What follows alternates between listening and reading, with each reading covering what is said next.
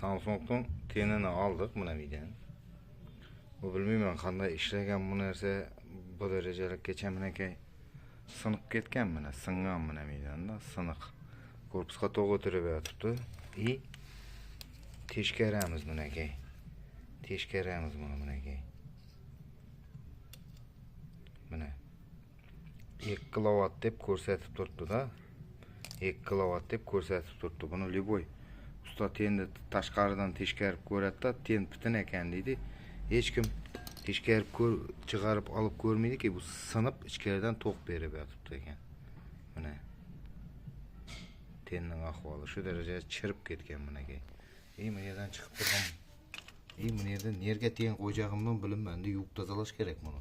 Bo'lmasa nerga ten qo'yishni bilib bo'lmaydi, nerga qo'yib o'tirgan, nima qistirib o'tirgani ma'lum emas-da bu yerda. Yuvib tozalash kerak bu yerda.